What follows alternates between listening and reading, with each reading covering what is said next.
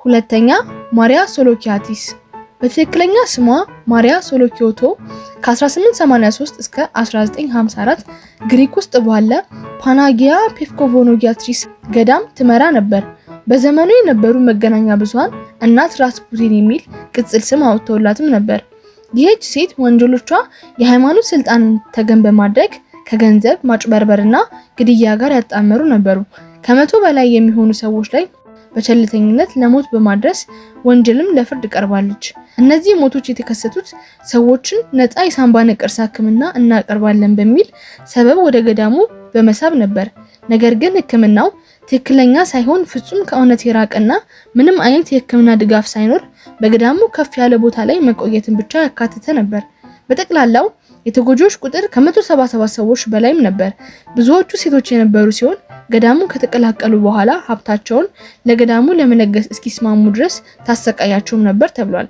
ከለገሱም በኋላ ሶሎኪዮቲስ በረሃብ በቸልተኝነት ብሎም ኃይልን በመጠቀም ትገድላቸው ነበር። በመጨረሻም በ1950 ዓ.ም በቁጥጥር ስር ዋለች።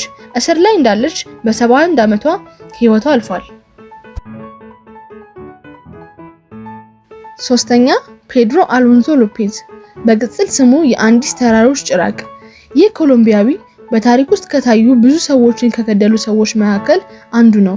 የሎፔዝ ጠቅላላ ተጎጂዎች ቁጥር እጅግ አከራካሪ ቢሆንም ከፍተኛ ከሚባሉት መካከል ይጠቀሳል።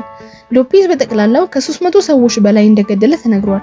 በመጨረሻም በኢኳዶር በ110 ግድያዎች ተከሷል። ወንጀሎቹ በዋነኝነት በ1960 እና 1980 መካከል ነበር የተከሰቱት። በዋነኝነት ወጣት ልጃገረዶችን እድሜያቸው ከ8 እስከ 12 ዓመት የሆኑትን ኢላማ ያደረገ ነበር። ገንዘብና ምግብ በመስጠት ሰበብ ተጎጂዎቹን በማባበል አንዲት ወደ ተሰኘው ተራሮች ይወስዳቸውም ነበር። ከዛም ብዙውን ጊዜ አንቆ የመግደል ስልትን ይጠቀም ነበር።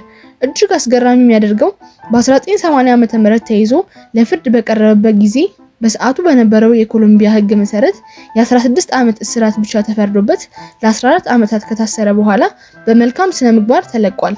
ለዛሬ ያዘጋጀሁላችሁ ቪዲዮ ይሄን ይመስል ነበር። ቸር ሰንብቱ።